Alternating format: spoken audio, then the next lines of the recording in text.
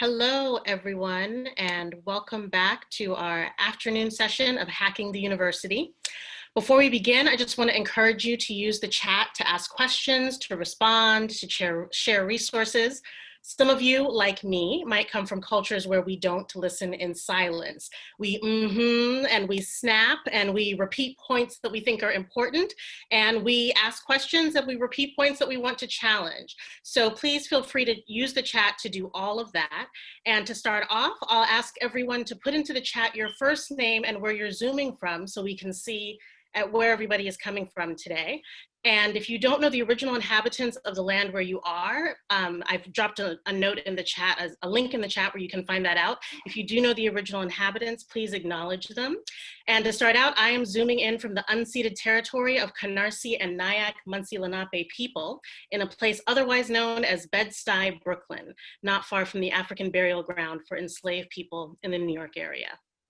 So our format for this afternoon is the same as the morning. Roderick Ferguson is going to present his hack for the university, and then Nancy Cantor and Anna Baptista will respond. We'll then have a conversation among the speakers, and then there will be breakout groups so that everyone listening can share their thoughts in smaller groups, and then we'll come back and we'll hear report outs from the facilitators from those small groups. So we're really excited to get this session started, and I want to let you know also that in order to maximize our time, I'm going to be really reading one-sentence bios. You can find out everyone's full information and all of their accolades and publications in the full bios that are in the program that's online. So let's get started. Roderick Ferguson is a professor at Yale University who has conducted extensive research about student protests and how people of color, women, and other groups function within US American universities, among other topics that he's researched. And Roderick, I'll pass it over to you to give us your hack. I would like to begin by acknowledging the indigenous peoples and nations, including Mashantaka, Pequot, Eastern Pequot, Chattahoochee, Golden Hill, Pocasset, Neontic, and the Quinnipiac and other Algonquin-speaking peoples as the original stewards of the lands and waterways of what is now the state of Connecticut. In The Prophecy, a series by the Beninese photographer Fabrice Montero, the goddess Gaia sends her jinns to issue a set of warnings to humankind. The wide-bosomed mother of the earth has grown weary of trying to maintain the planet's natural cycles against the ravages of environmental violence. In an attempt to put them back on course, she sends her jinns with revelation to the world above. The prophecy depicts the story of the jinn's assignment.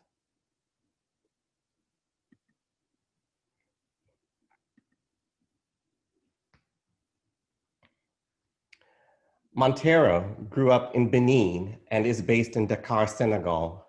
The series came to him as a way to address environmental problems in Africa. Eschewing a realist depiction of environmental catastrophes, he chose a medium that instead would resonate with everyday Senegalese people. His decision to go with an indigenous framework for the series was based on his observations of NGOs trying to intervene in environmental struggles.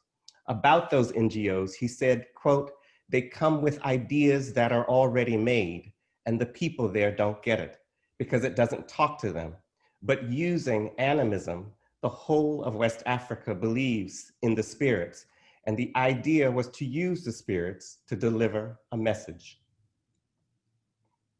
He joined forces with the Senegalese fashion designer Dulcie Jagal to create the jinns that make up the series. About the collaboration, Montero said, quote, "I came up with the idea and I said, okay, we're going to talk to that subject and we're going to do a costume that is going to look like a tree limb," end quote. Montero's time in the fashion industry assisted him with the prophecy. Quote, "I decided to create photography that would look more like me, which is on one side, the fashion background that I had, and then my African childhood and my vision of this continent. And so also the fact that I'm mixed. I have this African culture from my Beninese father and European culture from my Belgian mother, end quote. Montero would also use the series to unite politics and aesthetics, or as he put it, to use the series as, quote, a bridge between fashion photography and doing photography that's useful. In one of the photographs, a djinn has made herself visible and emerges from the water wearing a black gown covered in oil, her beauty marred by the oil that coats her. The stomacher of her gown is made up of white bird feathers, but the other parts of her gown have been littered with the feathers of birds that have become the casualties of an oil spill, evidenced by the capsized boat in the distance. The giant djinn carries a dead bird in her left hand, its feathers coated with oil. In a state of shock, she slouches through a domain that she has known for millennia. The oil spill has caused an unprecedented outrage, disturbing worldly and spiritual orders, putting everything in jeopardy. The Kenyan scholar John S. Mbiti wrote in his classic introduction to African religion, quote, according to African views, the universe is composed of visible and invisible parts. It is commonly believed that besides God and human beings, there are other beings who populate the universe. These are the spirits, end quote. Accordingly, Montero's jinns are composites of Arabian, Islamic mythology, and indigenous spirits, but he replaces a paternal god with a maternal one. In doing so, he suggests that environmental pollution does not represent the castration of our father, but the violation of our mother. In fact, Gaia's jinns represent those spirits that are associated with the things and forces of the earth. These are the forces and things closest to human life. As part of the forces and things closest to human life, they bring a particular message to humans about how our most intimate relationship with the earth has been devastated. The prophecy forces the viewer to see that devastation. In addition, it compels the viewer to confront how non-human life and spiritual existence are jeopardized too.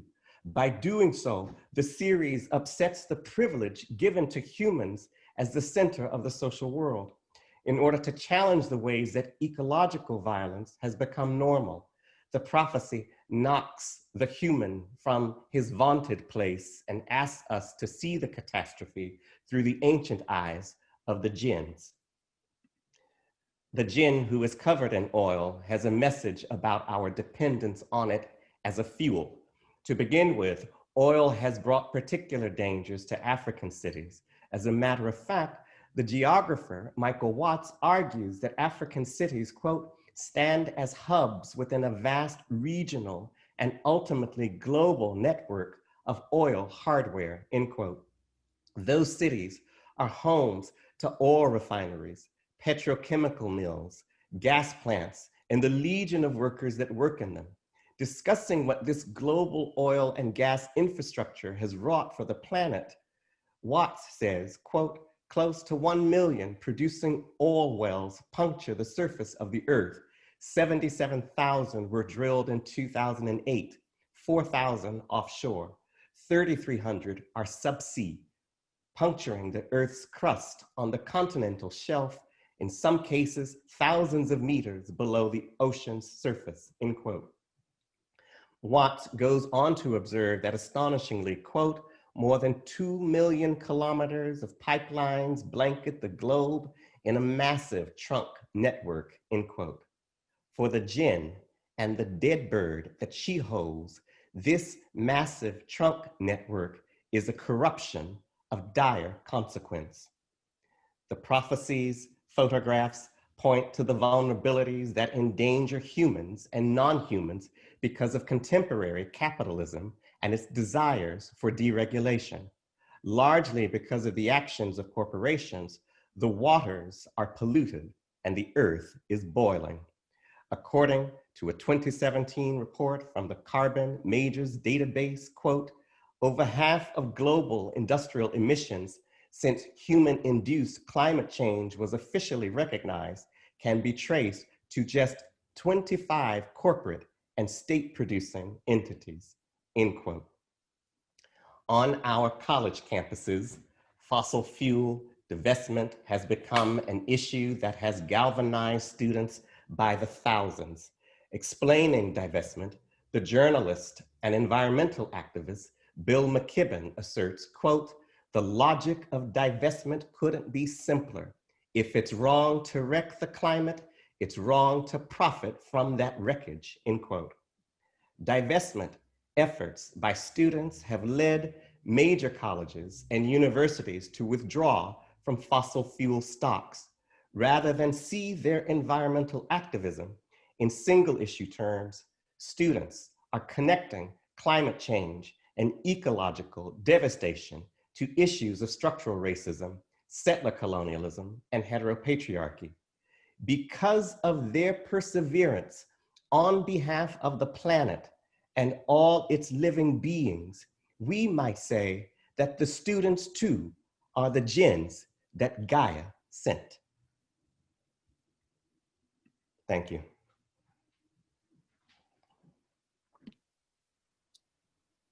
Thank you so much, Rod, for that provocation. And now we will have Nancy Cantor, who is the Chancellor of Rutgers University and who has spent her career emphasizing universities' role in collaborating with communities to advance racial equity and equitable growth. Nancy, please share with us. Well, thank you so much. And it's imposing to follow upon Rod's amazingly beautiful rendition of the intersection of structural racism, environmental justice and pollution and injustice, and the racial reckoning in general that we are facing yet again after centuries. You know, I keep thinking back to the work that's being done right here in this amazing city of Newark that Anna Baptista will, so I'm sure, talk about. This is Lenape land, and Lenape traditions had a sacred sense of the environment in much the way that Rod spoke of the Senegalese Jins. And yet, decades of toxic pollution have made this an environmental justice community with real sequelae from that intersect indeed with the disparate impacts of COVID, with the disparate impacts of entrenched police brutality and the ravages of mass incarceration, and then of course the broader global warming and rising sea levels that Rod spoke of.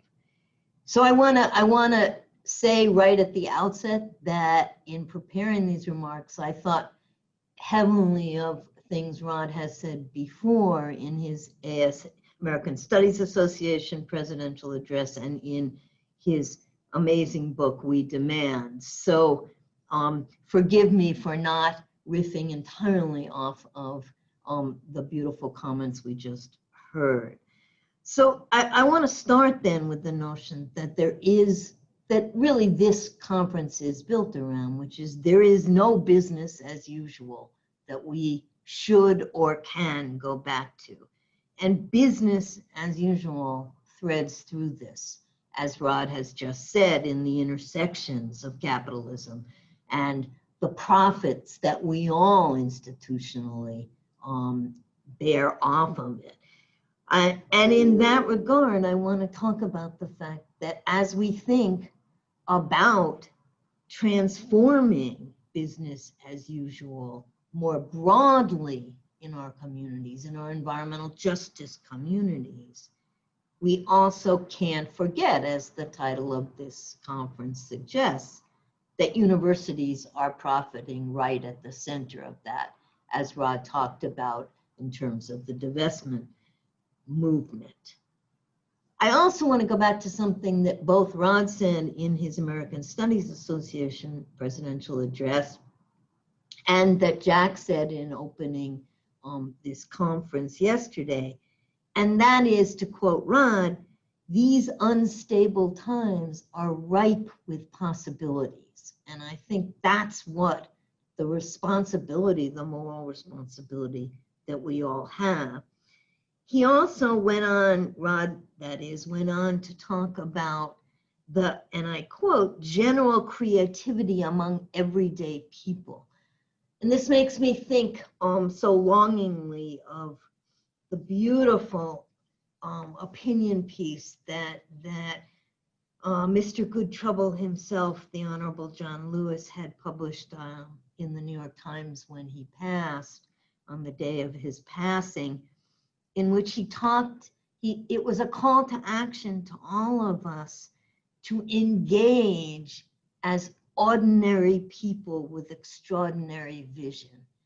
And I think that's the question before all of us, from my perspective, is how does the university and the community and the third space that connects, most importantly, the university and the community in democracy, how does that envision, enlighten, empower, quote, ordinary people with extraordinary vision? How does that become the we of the university and the we of the community?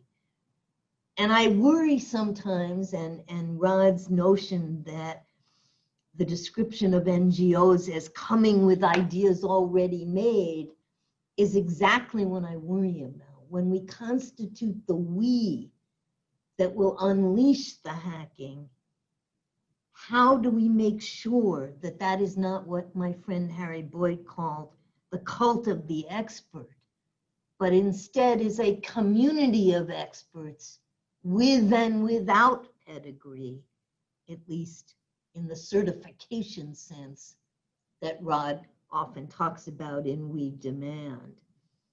So I think the big question, and you'll forgive me as a social psychologist, this is for me always the question, is who constitutes the community of hackers?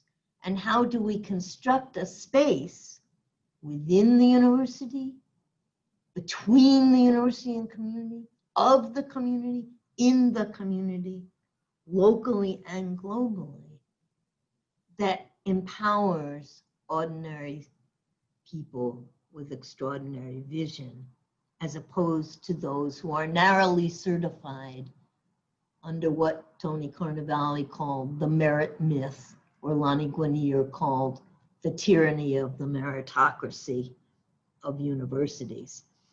In this regard, I think about what the Humanities Action Lab Climate Justice community of practice has done. And they talk there, Liz and her colleagues across the world, about creating translocal learning studios.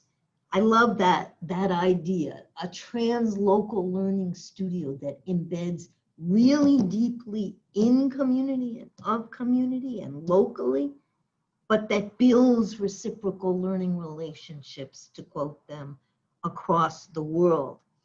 And in describing that, she at the Humanities Action Lab folks said that it answers the following key question, and I quote, how can community partners have space in academic spaces to study and not only be studied, to write and not only be written of?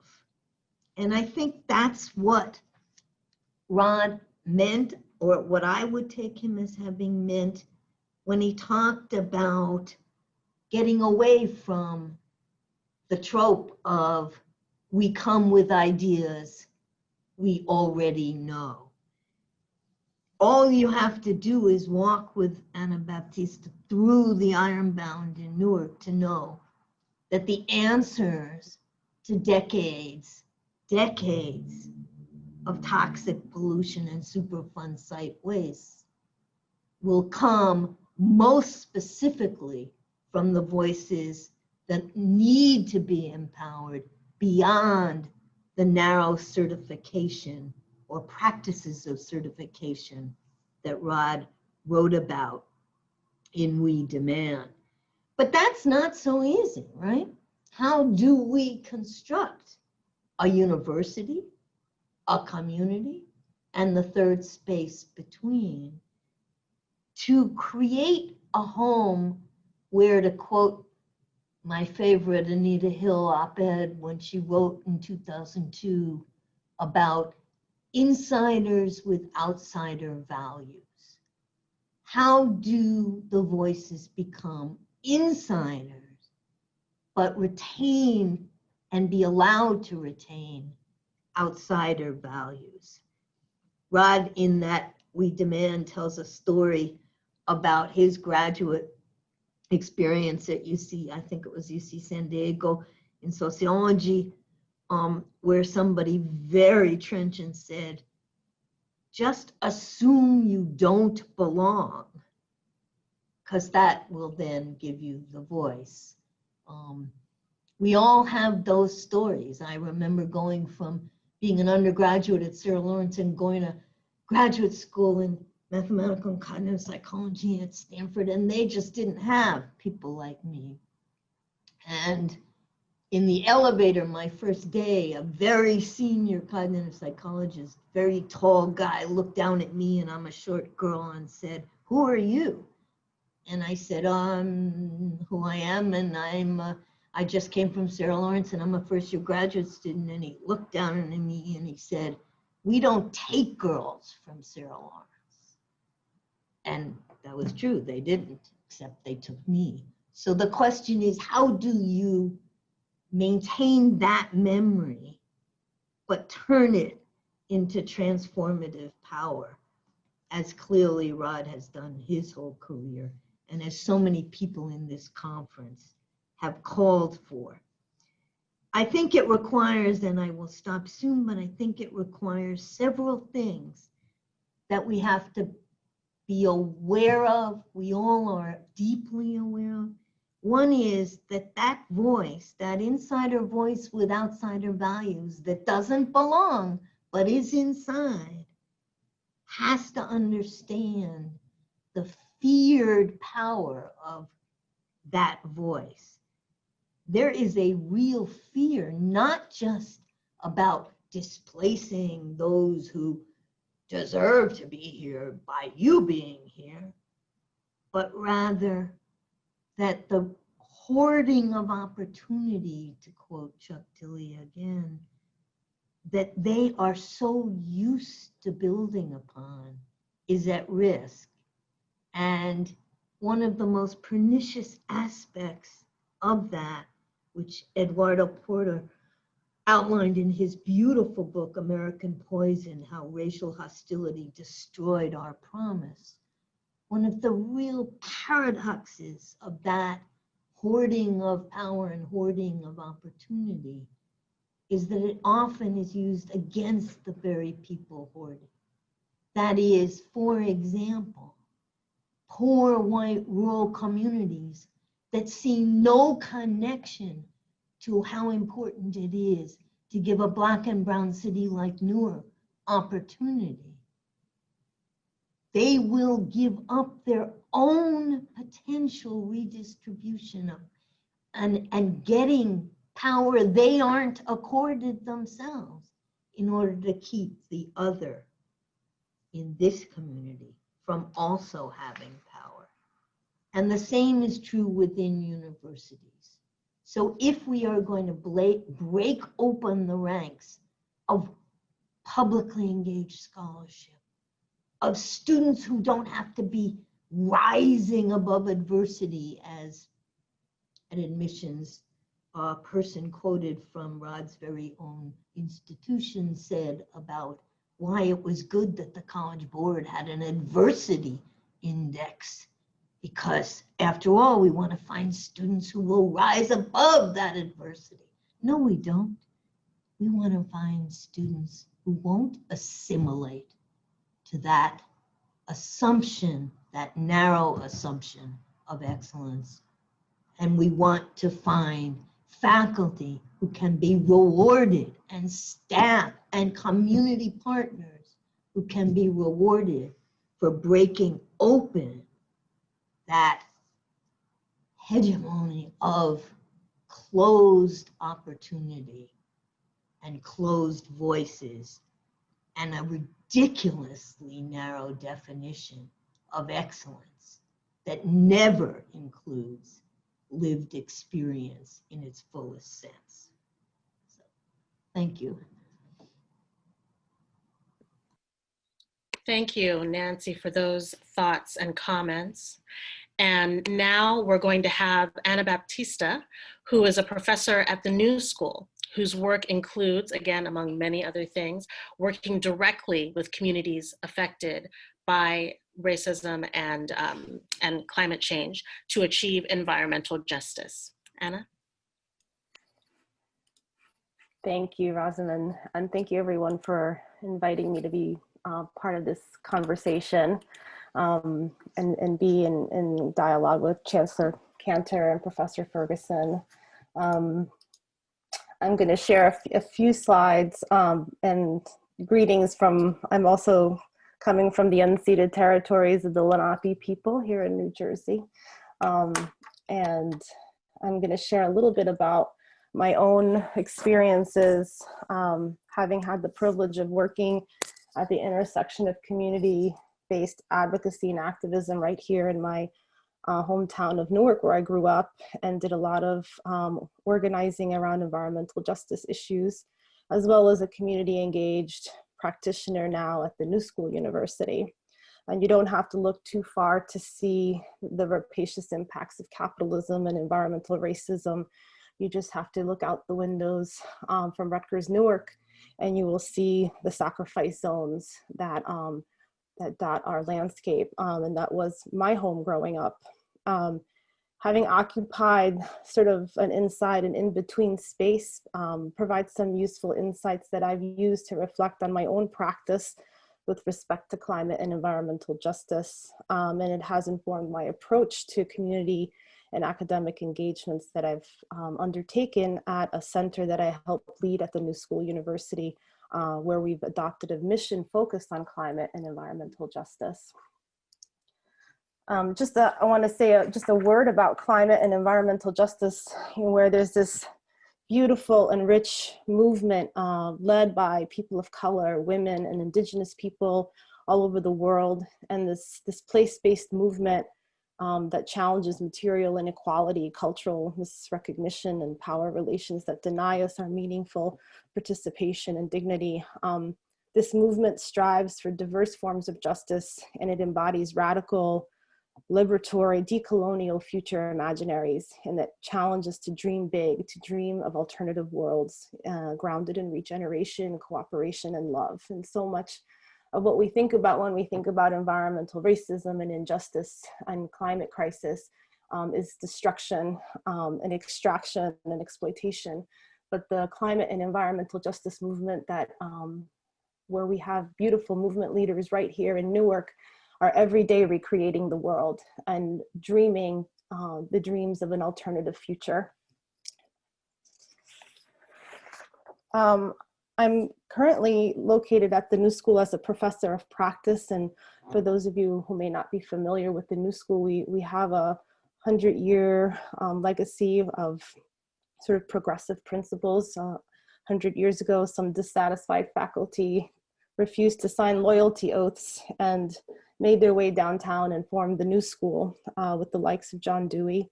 And we've continued this sort of radical tradition of public engagement, asking our students and faculty to really not only contemplate, but really engage in the real world, messy experiences of life all around us. And I'm also privileged to be at a center called the Tishman Environment and Design Center, which is a university-wide center where we have a mission committed to focusing on advancing just and sustainable worlds. And the university was also one of the first to divest from fossil fuels, really as a result of the demands of student-led activism.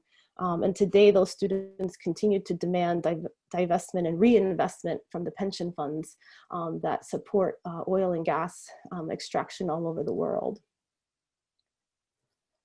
Some of the work that I do at the Tishman Center focuses on several key areas that include advancing climate and environmental justice. We have over 60 affiliated faculty from every discipline across the university, from jazz and fashion, design, and humanities, both practitioners and full-time faculty. And we're working on a set of priority areas led by faculty like Professor Leonardo Figueroa Helen, who leads our indigeneity, decolonization, and just sustainabilities area focus, climate justice, waste and environmental justice, and infrastructures. So all of these are led by work that has an advisory board with external partners and community groups, as well as faculty and students that help set our priorities for the center. And in doing this work of community engaged practice, it requires a tremendous amount of care and intentionality and introspection, particularly reflecting on the power dynamics of the history of extraction and exploitation that has shaped the relationships between academia and academics, and often marginalized communities who are the subject of study rather than partners. At the Tishman Center, we've committed to living into the principles of environmental justice and the Jemez principles for democratic organizing that come directly from the environmental justice movement. And it requires us to constantly reflect and ask how we're doing in terms of accountability measures with our partners and communities that we're in relationship with. And we've tried to build relationships grounded in humility and an ethic of care. And also, we're waiting for collaborations to come organically from invitations for communities who feel that it's a good fit and the right time for us to enter into those relationships and partnerships, rather than prospecting for research and funding. The center has taken on a variety of different kinds of partnerships, some of them based on research or technical assistance, consultations, or with very grassroots local groups like El Puente in Brooklyn and Ironbound Community Corporation right here in Newark, to Chicago's Environmental Justice Network, all the way to national groups and international partners like Gaia.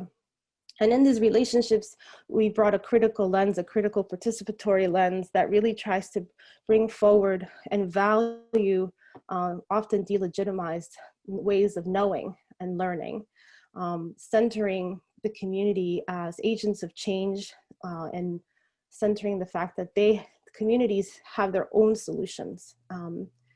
We attend to issues of power and vulnerability that are created when we enter into these collectives, and we collaboratively decide all parts of our research and practice in a cyclical process of research, reflection, and action. One of the other areas we've entered into as a center is we've ventured into launching a national fellowship for the environmental justice movement, where EJ activists will have the opportunity to come together from all over the country to support repertoires of contention and disruptive actions that are often risky and require collective resilience to withstand the shocks and the blowbacks that will come with the climate crisis and rising inequality. You can check out our recent series. We did a 5-part series on radical reimaginations, where we had environmental justice activists and climate justice activists in conversation with scholar activists around the roles and the possibilities for disruptive and contentious tactics to achieve in climate justice and break from the status quo. We also have a visiting scholar program that invites activists, practitioners, advocates into our learning community as visiting scholars for a year. We give them space and resources to deepen their own body of work or to launch new work that they wanted to do. And we collaborate with them and help leverage and disseminate that work that they've done together with us. We've now co-produced several reports with community partners, and we've learned quite a bit about good community engaged practice along the way, like the requirement of training faculty and students on environmental justice principles and the expectations and commitments that are required before taking on such projects, the care to be transparent about the terms of collaboration with tools like MOUs and principles of collaboration, and the importance of reflecting on some internal questions before embarking on this work to develop trusting relationships of care. Things to ask ourselves before we enter into community engaged partnerships is whether we've been invited, whether our involvement deflects attention or drains resources, whether we have distributed our resources in our power, whether we've done our homework internally about our own legacy in relationship to communities, and whether we've checked our own assumptions and biases at the door. So I just want to thank you and end with this beautiful vision of our city and our waterfront that the community struggled for so many decades to return to the water that was the source of life for the Lenape people. And that reminds us again of the tremendous possibilities of rebuilding our world in a more just way.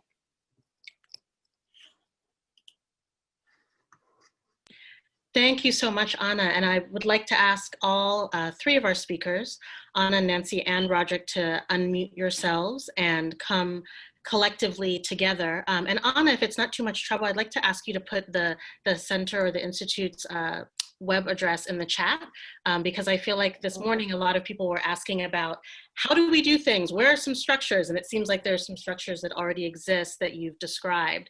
And I think that would be a great resource for people. And again, encouraging other folks to drop resources as well as questions and comments into the chat as well. So I will encourage all of our speakers to respond to each other, and Rod in particular if you want to ask questions, but I'm going to take the moderator's prerogative and start with, and take the prerogative to ask my own question. I was struck when Rod said, I think you might have been quoting someone else, but you said, if it is wrong to wreck the planet, then it is wrong to profit from that wreckage. And traditional university-based research, what we might call, riffing on Nancy's words, research as usual, has focused on the concept of objectivity and the concept of equal time, equal space for opposing ideas. So I'm curious if you would like to comment on the idea of whether we can or should say as professors, as administrators, that certain things are just wrong. You want me to go first, or you want someone else to go first, Rosa? You can take the prerogative if you're ready to go. Okay. Well, I mean, for me, I settled that question many years ago. You know, in the sense that, you know, I have always been inspired by those activists, scholars, intellectuals in my life that I was reading that opted for the engaged scholar, you know, activist, rather than the removed, objective scholar, which has always seemed to me to be a kind of, you know, auxiliary for the status quo. And so it is a question that I have settled for myself, you know, a long time ago. And I also encourage my students to really reckon with that question, but also to think of the ways in which our world calls them into action. And so you can't hear that call and still retain, you know, all of the sort of fictions and, I'll just say it, deceptions that are embedded in the notion of the objective scholar. I couldn't agree more. I also think that there is just such pressure, and I certainly feel it in the roles that I've had, but I know everybody feels it, to constrain activist voices because of the politicization of the university. And I think it goes with what Rosamond was getting at. I mean, that is, we have to take risks if we are going to do the kinds of genuinely honest, community engaged and transformative work that my fellow panelists are talking about. We have to take risks to be seen as political. I have no other way to frame that, because that is such an easy framing right now for those who want to silence. I mean, I cannot tell you how many times people say to me, are you going to defend equal opportunities for speeches on all sides at Rutgers Newark? And I'm sort of constrained to say, I'm not sure that when we create an environment that is honest to this world, that we would be saying we live in a world where people are on equal playing fields to have voice. That's not the world we live in. How is it that we are so calculatingly counting whether we are objective in that sense, in who gets voiced? And I also want to then bring that back to the notion, which is in a lot of Rod's work, of what I would call critical mass, that you cannot do this work unless there's a relational community that actually has, by dint of presence, becomes more the norm than the deviant side voice. So you don't have to belong in losing one's spirit, but you have to be, we have to be more in the norm. There have to be more voices that are not narrow and certified in that way.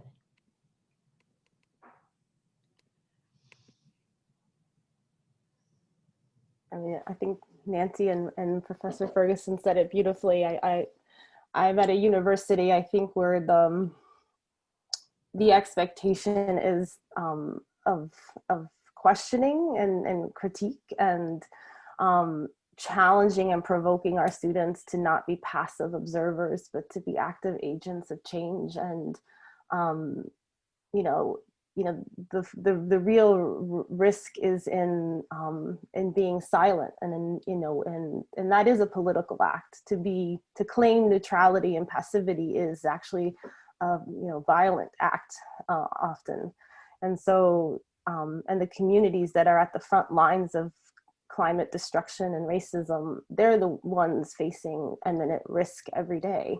So if we as scholars who want to be engaged in the world are not willing to risk something and to be in community and in relationships that are really transformative, if we risk nothing in that proposition, then we are not true partners. So I really don't see a way to be in this work without having your voice heard. Yeah, I want to say something because I also see some comments in the chat, and maybe Anna and Nancy will also jump in here. I remember very clearly the days when to do work around race, to do work around feminism, to do work around queerness meant automatically that you were not objective. In other words, objectivity was the thing that was used as a cudgel against many of us who were trying to speak to certain issues of inequality and certain social hierarchies, so that, as Nancy just said, it was a way for us, it was a way to stifle our voices. And so objectivity isn't simply about whether or not you assess the truth of the text or the data in front of you, but there's an entire sort of economy around objectivity that makes certain things observable and says that other things have to be silenced and must not be observed. And so that's where many of us are coming from in the critique of objectivity, here. Not necessarily a dismissal of truth. You mentioned just now the economy of subjectivity. And another thought that I had after listening to all three of you is that, Rod, you mentioned divestment, right? You invoked divestment, and Anna, you invoked both divestment and reinvestment. And if we take seriously notions of critique, right, and being willing to say that something needs to change or is wrong, then there are also ramifications for that, right? And I'm also thinking about Nancy's invoking of ordinary people, right? And who counts in the we, or in the concept of community. And so I wonder if each of you might talk a little bit about what concepts those of us deeply embedded in the university need to divest from. Nancy mentioned the cult of the expert, and perhaps what we need to reinvest in to actually make some real change in the institutions that we're in. Well, I'll jump in with just two, and then I know my colleagues have even more to say. One is what I call the deficit framing as compared to the exceptional child framing. And what I mean by that is the absolute penchant for viewing anybody who brings an extraordinary life experience, a lived experience that doesn't look like the homogeneous norm, is being viewed through a deficit lens as opposed to being empowered through an asset lens. And we see this in the reactions to people when we tell the life stories. For example, in the Newest Americans, our multimedia platform about the stories of immigrant and undocumented and documented students at Rutgers Newark, people think of it from a frame of fitting in a homogeneous norm that is completely creates this force to view them as somehow not yet up to par, not yet of the excellence. And I think of what the recently passed amazing scholar Kathy Phillips said when she said, "Why is it that we constantly have to justify diversity when we never have to justify homogeneity?" And I use that constantly as a guide stone. The other, quick thing that I would say, in addition to the deficit view, is this notion that our faculty colleagues, that many colleagues, and I am still a faculty member, have of the notion that a search that comes up with a diversity candidate for faculty is coming up with somehow someone who also passed the excellence criteria, as opposed to seeing the integrity of the person. We are being looked at that this is a person who is an exceptional child and therefore should be taken and be at the table. So the whole way to say it is that we need to reset our tables. And that would be my answer to you, Rosamond. I would say that, let me talk about it in terms of a phenomenon. The phenomenon that I found myself as a teacher, and also as a scholar, trying to impart to students and to readers, particularly ones in the university, is that you don't need to believe in that the university is the one who will make you into your best self. It sort of goes to what, Nancy was, just talking about. And that's very much operative here at a place like Yale, right? Where you get the first generation college student, you get the students of color, I'm talking about my classroom, but also the campus at the undergraduate level, all of whom, are supposed to fit within Yale's idea of excellence, of, the Yale student. And, of course, it does a kind of psychic violence, to them.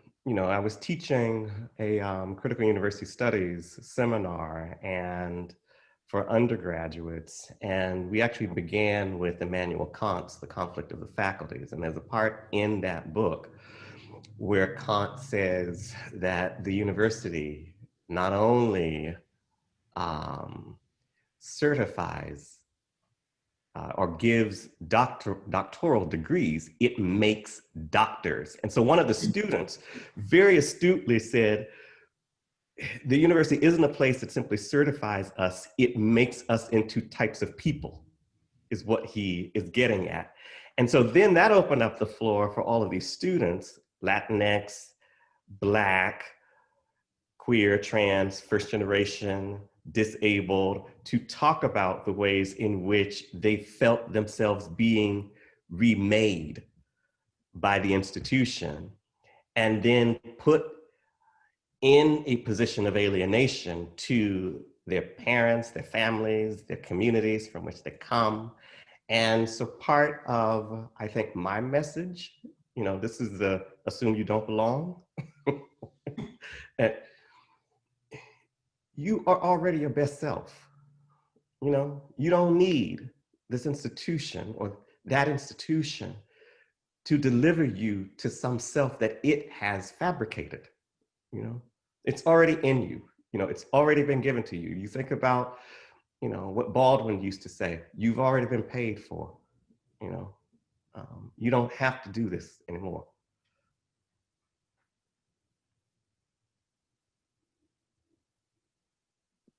Thank you. Other thoughts, Anna? That was so beautiful. I love that, Professor Ferguson. Call me Rod, by the way. Thank you. I wish somebody had told me that in school. But yeah, I mean, I'll, from the perspective of the new school, you know, we're undergoing a moment of quite a bit of crisis and transition. Like many universities, we are very lucky to have Dwight McBride join us as our president, but at a time of tremendous turmoil, and I think reflection about what it is to be a university in this time. And there's a lot of, I think, reflection on, you know, the profit model of universities and how we can have a stake in claiming the ethos of social justice and radical progressivism while we charge tuitions that are really inaccessible to most students. And pull them into debt that is life sustain, you know, that stays with them for long periods of time, where we have pensions that are still invested in oil and gas. So we have a lot of contradictions, I think, that we must grapple with. And there's also a demand coming from the students and the faculty for bringing forth not just a decolonizing framework and abolitionist frameworks, queering frameworks, not just in rhetoric, but in how do you actually put that into practice, and not into the pedagogies and the practice and the culture of the university, which is a lot harder to do than to just speaking of it in so those are just, I don't have any answers, except that I think those are definitely, you know, things that many universities are going to be grappling with in terms of what they reinvest and reimagine themselves as in the next, you know, decades to come. We have a few minutes left, and I'm gonna ask perhaps each of you, because each of you is located within a university, as am I, and has a position of power. Some of you have more power than others, but all of you have positions of relative power. And all of you are also interested in working with community. And everyone who is attending this conference, I'm assuming, is interested in hacking the university, right? Making the university more accountable and functioning better and more open and welcoming. And so I wonder if you might share one best practice, one thing that you've learned off campus, outside of academia, from community settings, that you think might be useful for these conversations. And then also perhaps share one question or one challenge to all of us as we go into our smaller discussion groups for grappling with, again, how to actually actualize change in our institutions.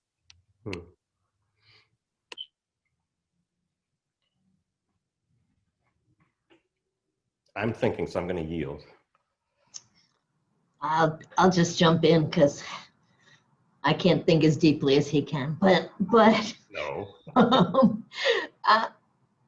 I think in terms of something that there are two lessons I always learned that go to my heart from work in Syracuse, where I was for 10 years, and working very closely with the Onondaga Nation. And one of the things that my friend Chief Lyons always used to remind me of is you are doing things for the seventh generation yet to come.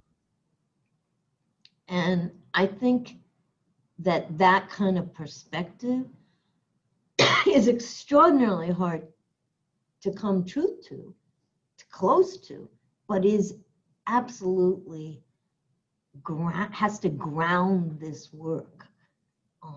You know, the landscape of inequality we live with was built over centuries. We need to build for the seventh generation yet to come. And that's part of the relational philosophy, part of the grounded in the land, that the ancestral philosophy that gave it forth. And one of the things that Oren Lyons, Chief Lyons, used to do when he and I would be working in the community in Syracuse is he would always be this amazing listener. And that he felt was grounded in how you know what the seventh generation yet to come needs. And then I'll finally say that my all-time favorite community activist in the west side of Syracuse said, when people were saying what Syracuse faculty could bring to the community, what we could do, and she said, Nancy, just tell them we lay our heads down here at night. We know what can be done. And I think, so the question I would have, Rosamond, if there's a question for the breakout session, is what does the seventh generation yet to come need?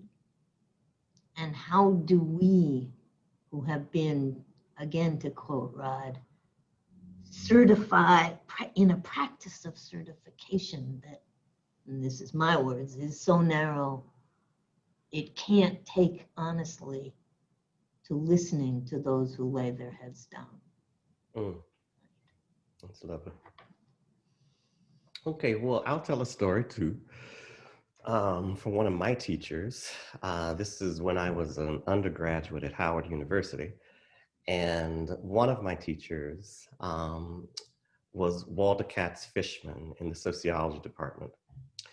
And Walter taught the sociological theory course. I talk about this, I think, in We Demand.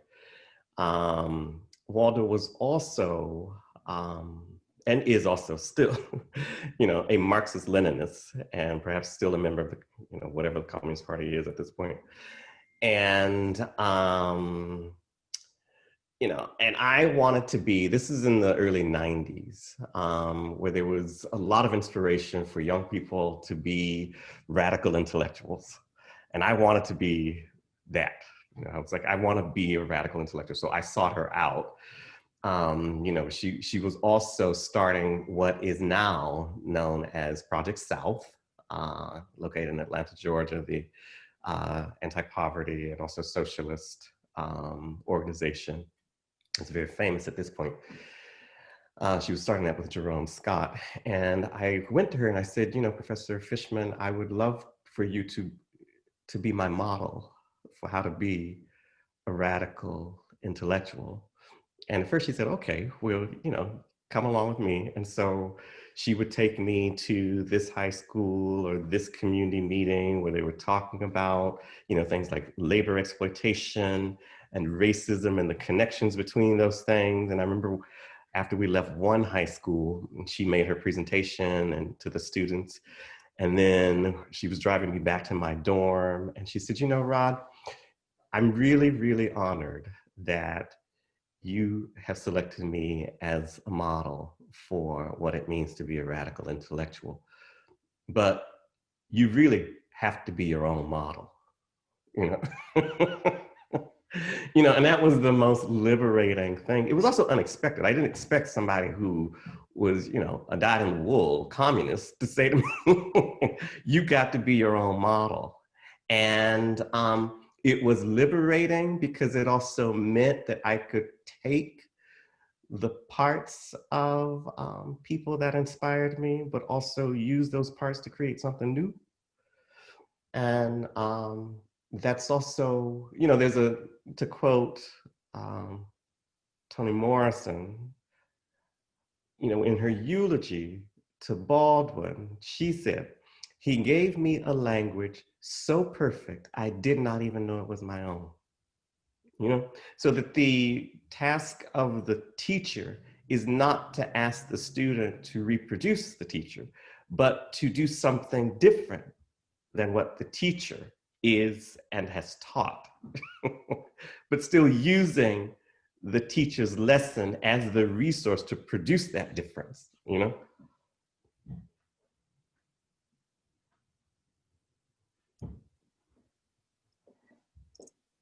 That was beautiful. I think the only thing I'll add is really from my time as a community advocate and activist, and having worked with many different academic institutions during that time, and the one thing I would get professors and classes always calling and saying, we want to partner with you, we want to do this project, we want to apply for this grant, and it was constant, and I have to tell you that the one thing I would tell the people I liked for good advice is, you have to put in the work. It's like, you know, when you're courting someone and you want to be in a relationship, you have to show up. You have to put in the work to build a relationship that's really based on mutuality and solidarity. You have to do that work out of love, you know, out of love of community, out of love. You listen to people and you care for them out of love. And that shows in the way you show up. It's not when the RFP comes out or the project is upon us or the class has to get taught. It is, you know, month after month, year after year of putting in the labor of love to build the relationships of trust that communities demand and expect and deserve. So I would give that advice, and I would ask, you know, the faculty, my own students and my fellow peers, what are you willing to give up? Because you, like you said, Rosamond, we are in positions of privilege at the university. So if we enter into these relationships, we have to ask ourselves, what is it that we will give up? Because we will be benefiting and learning from those relationships, probably in a way that's unbalanced. So we have to be prepared to ask ourselves, what will we be giving up to be in these relationships based in love and friendship? Wow. Thank you all so much. And if everyone could join me in giving some virtual applause and thanks to all of our speakers for this food for thought that they've shared with us. And we know that there is a lot of expertise and great ideas also amongst all of you who have showed up today. And so we're going to go into smaller breakout rooms so that everyone can talk to and hear from and listen to each other. And in the interest of hacking the traditional conference, we have listened to some feedback we got from this morning's session. And these small groups that we're breaking into are going to be 30 minutes instead of 20. Everybody said they're too short. We want to have more conversation with each other. So that's what we're going to do. And I'm going to repeat some of the questions and challenges that our speakers have for us. What does the 7th generation need? The challenge to be your own model. So then the question is, what then does that model look like? How will you show up? How will you put in the hard and long work? And what are you willing to give up?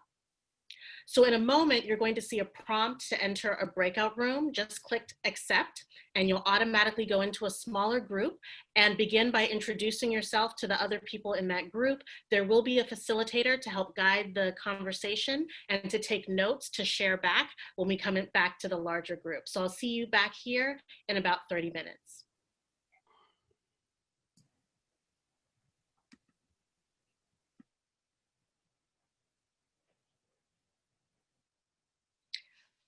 All right, I think that we are all back, and I'm very excited to hear what folks chatted about. I do want to say before we get started that the artwork that you see in the program and that is kind of the waiting image is by Christian Mendoza. And again, you can find out more detail about the art and about all of our speakers in the program that's online. So let's jump right in. I'm going to ask each of the facilitators to give us just a few points or takeaways from your conversation. And everyone else from your group, the things that they leave out, please drop in the chat. Again, we're recording both our conversations and the chat. And so we'll have everything on the record. So facilitators, if you can take around 2 minutes and share some of your feedback from your group. And why don't we start with Mary? So actually, Neil was going to take on the role of responding for our group. So I hope that's okay. No problem. Thanks. Thanks, Mary. Yeah, Mary and I were there together, and I got the task. But I just want to say we had a really incredible conversation. It sort of flowed really, really well. And we tended to focus on a lot of issues, but we tended to have them cohere around this notion of insiders and outsiders. And how do we, if we are outsiders, how do we maintain our outside ideas when we are inside an institution that often tries to squash those ideas or erase them or at least devalue them? So we sort of talked about in being an outsider and trying to connect with local communities, we also had to, what did we have to give up? And we mentioned that it's not just time of going to these meetings and building these relationships, but it also means giving up authority, giving up certain ideas, giving up certain privileges, and really being willing to think hard about what we're giving up and do that hard work. We also talked a lot about next steps in trying to figure out how to be outsiders within the university, but also about how to create partnerships with local communities. We talked about sharing authority, co-production, and culturally responsive pedagogy. We talked about the resources we needed to do this work because many of us felt very, very busy with our teaching and our research, and we felt that we didn't have the resources to do this almost extra job of reaching out to communities because the university did not give us the resources we need. So people mentioned things like staff, funding, and also incentives to be rewarded for this sort of work. We also had a really wonderful undergraduate student in our group who spoke about her experiences. She is a student from NJIT, which is federated, in the history department it's federated, but it's a school right next to Rutgers Newark. But it's a STEM school, and it's actually where my teaching line is at. And it's very, very different there. At Rutgers Newark, we've been talking for 2 days in this sort of wonderful bubble where people are very much open to this sort of engagement with local communities. And up the hill at NJIT, it's a bit different. They tend to look more towards corporate relationships, not as much to the community, although it is changing. And we wanted to just remind everyone about that it's difficult for some people at other types of schools. And that it was a shame because these STEM schools actually have a lot to offer, or a lot, not to offer, but a lot of worth in making these partnerships because they have the technology and the science that can be brought into that relationship in ways that could really help people who are suffering from environmental justice and climate change, and also social injustices as well. So that was our conversation. It was really, really a wonderful conversation, and we felt like we did have some next steps that could be taken. Excellent. Thank you so much, Neil and Mary. Rosanna, can we have you report back next? It was just such a wonderful conversation, and there was so much, and I really hope that I do it justice. And please, everyone chime in the chat with anything that I'm leaving out. We started from this conversation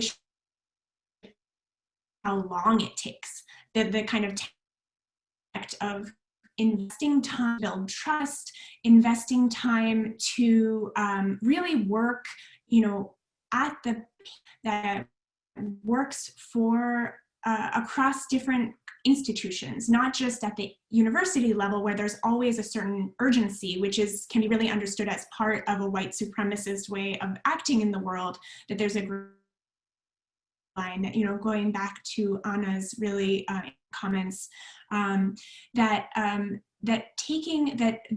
trust building takes years and years, and that the university doesn't really have a time or a space, a location for doing that kind of work. And then what does that work look like, that trust building work look like in these times, at a moment where we're changing institutions or moving across the country, at a time when there's a pandemic, when everything's online?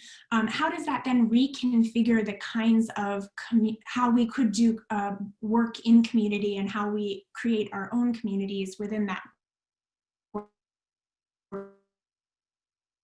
There were, someone chimed in talking about kind of coming from the point of view of a student, of, just kind of not being sure, like looking forward to figuring things out in the future, which started this very wonderful conversation about how it's all experimental all the time, and that we're all experimenting and we're all trying to figure out how to do these things. That really requires engagement from everyone. And so something that we found so generative from the conversation, before the breakout session, was just how just that emphasis on the different kinds of knowledges that people bring, experiences that people bring, and how we need to break out of very narrow notions of expertise, that being something really valuable. And then we kind of shifted to this conversation about what it means to, like, what we're willing to give up in order to do this work, but also, how hard people have worked, especially people who are coming from backgrounds that are not normally centered in the university, how hard it is to get into the university and to be doing this kind of work, and then how challenging it is to be told, wait, that's not the work we want you to do, we want you to do something different. And so we were trying to kind of break down notions of, like, what counts as doing community-based work, and how we might be shifting notions of the community in ways that really validate the different gifts that people are bringing, even if they're publishing it in an academic paper, in response to Winona LeDuc's really wonderful provocation this morning about what are we producing. And along with that, this notion of what do we give up? Some people are put in the position of having to give up parts of themselves in order to be present in institution, or give up a part of their institutional identity in order to be present in the communities that they already belonged in before they began this particular part of their career. And so there's different stakes of what people have to give up in different situations, and that's really, like, cutting across different dynamics of privilege and power and identity that require, I think, a lot of consideration, and that people were speaking about just in really compelling ways in our group. So I hope that I caught that. Sounds wonderful. Thank you so much, Rosanna. Jorge, can you share with us? Sure. Thank you, first of all, to Carmen and Judith and Esperanza and Peter for their contributions. We spent some of our time bringing some nuance to the discussion about objectivity that for a while was taking place in the chat, being receptive to the criticism against objectivity and how it has been used often to discard other people's lived experience or become some sort of a standard that prevents any other form of knowledge. But on the other hand, recognizing that precisely for the kind of environmental issues that we are addressing here today, it is a value as well that we need to understand and that we need to respect. We were also talking about genies in a way, in a provocative way. We were wondering, as often some authors have brought up, how come the emergency of the situation is not driving the kind of social movements that took place in the 60s and the 70s. We didn't, of course, reach to all the necessary answers, but we seem to agree that one factor is that probably we don't have that much cultural memory after all of what those struggles in the 60s and the 70s were all about. And therefore, there are some lessons that have been forgotten. And we also talked about, and this is related to what Rosanna and Neil has reported about the groups, that the kind of engagement we are talking about as scholars and in general the institution, but as teachers and researchers, it really requires a very high standard of emotional maturity and strength and spiritual strength as well, for all the things that need to be sacrificed, for all the complexity that is involved with this. It's always experimental. It's experimental all the time. So there are failures, disappointments, 2 steps forward, one behind. And that brought us back to the issue of humility, even to be more radical about the concept of humility. But I also wonder, and this is more personally, and not that I think that this is happening, but to me raises the issue of where do we know that we are not just becoming too self-righteous about this, since so much ethical and spiritual things are getting involved in this process. And finally, we talked about hostile partners. What do we do when we go out to the community and actually the community have a different way, or members, actors in the communities have a hostile approach to the issues than the way that we want to approach them, and not necessarily as experts, but simply because we are driven by different kind of values. We were addressing this issue coming from different places, from different geographies in which the scenarios may be a little bit different. Thank you. Thank you so much. Thank you. And Janice, forgive me if I'm pronouncing your name wrong, if you could join us. It's Janice, it's a little bit easier. Thank you. We too had a wonderful conversation, and some of the points brought up now, there was some overlap. So I'll make some points that came up that haven't necessarily been touched on so far.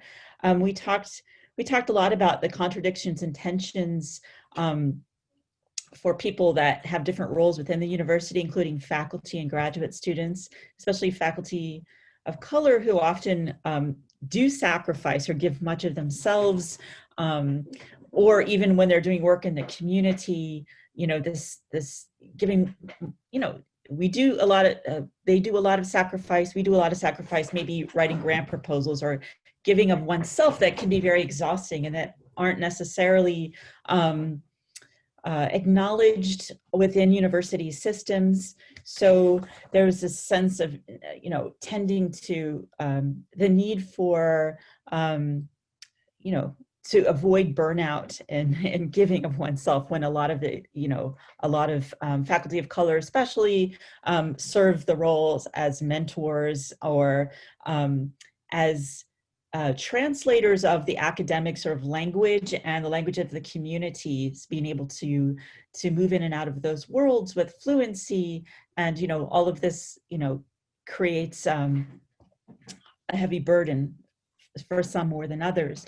We also talked about students that bring to universities unique life experiences, but yet we don't want to be necessarily, the quote, mining for trauma in the applications, because that could, some students may, once they make it into university, if they're non-traditional students, they might, sometimes they do experience isolation or feelings of difference because of that unique experience when they don't necessarily fit in. So they bring something and yet still feel marginalized in other ways. So, the effort to do good or to be inclusive can have other risks once they arrive there. So, we talked about the need to acknowledge these contradictions and tensions within these various projects.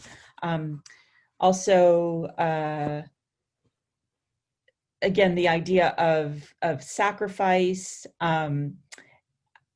If I get this right, Kermit, I hope. So this idea of sacrifice, and also the problem of waste, in both the sense of waste in the environmental sense of trying to close loopholes to make systems and processes more equitable, but that could also be applied to the kind of human energy that we used in our various projects and trying to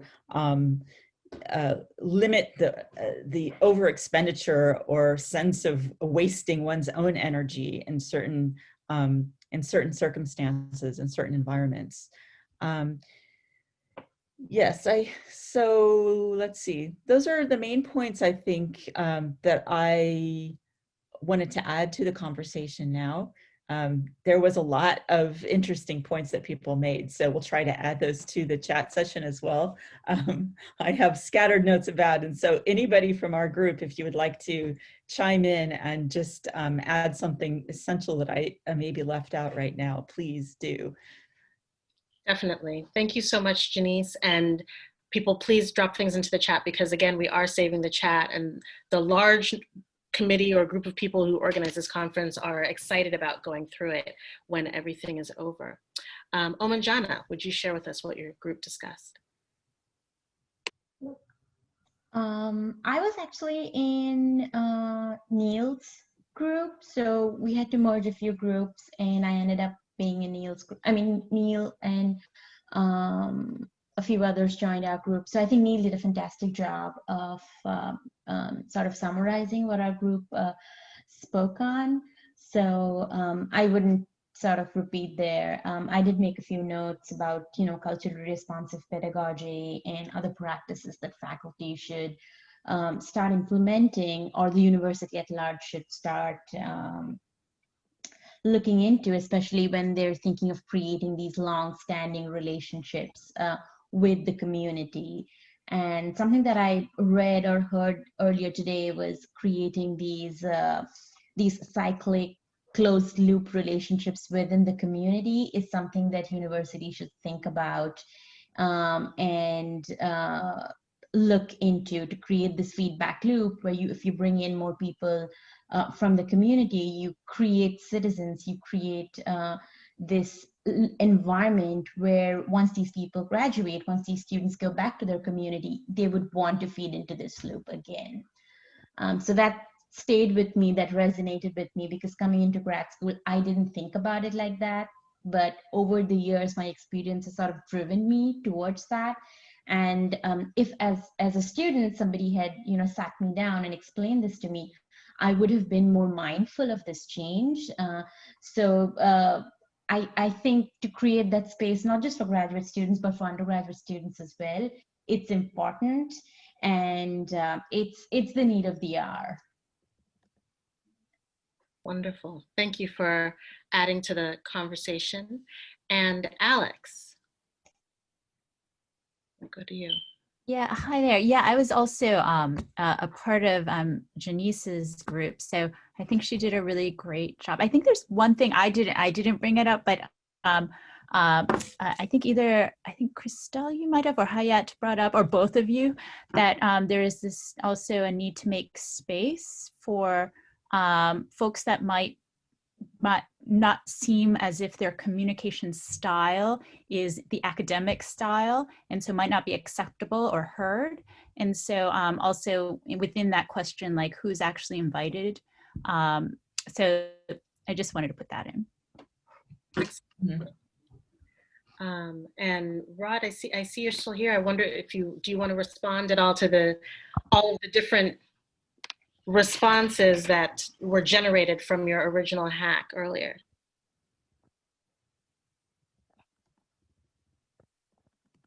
I don't know that I have anything, to add that people haven't already offered. I mean, I'm struck by the sort of range of issues that came up in the breakout rooms and the various things that we all have to wrestle with, in the academy, in terms of what voice and voices can be heard, or what styles can, be legible, or the issue of labor and burnout, all the things that, I've lived with, for the 20 years as a professor. And so it just reminds me of the sort of catalog of issues that we have to negotiate, in this institution. Thank you. Well, I want to, in fact, thank everyone again in all of the different ways that I can thank all of you for thinking together and sharing space as we try to work through the ways that colleges and universities can be more active and better actors in our communities. And I appreciate that people are grappling with, as Rod said, the complexities of all of these different issues and all of the different stakes and individuals and constituencies that are involved, trying to work together, even as we want and sometimes demand change within our institutions. Professor Ferguson started with these gorgeous yet terrible, in some ways, haunting images. And I was really struck by some of the language that Professor Baptista used in her response, words like beautiful activists and dreaming and ethics and reflection. And Carolyn in the chat mentioned how W.E.B. Du Bois turned from essays to plays later in his life, thinking about how to get his, how to make change. Right? And so I want to leave you with the reminder that there are so many different ways of expression, including art, images, and ideas that remind us that realism, like other isms, colonialism, racism, capitalism, so often fail us. So again, I want to thank you for your time today, and I invite you all to join us tomorrow. You can log on starting at 10:50 in the morning. We're going to start at 11 a.m. Eastern Standard Time, and we're going to hear, there's a whole bunch of people speaking tomorrow, so I won't try to list any particular names, but you're going to hear a host of hacks and responses to everything relating to water justice, the ethics of compromise, and the relationship of poetry and performance to history. So thank you for engaging in this with us, and we hope to see you tomorrow. Thank you.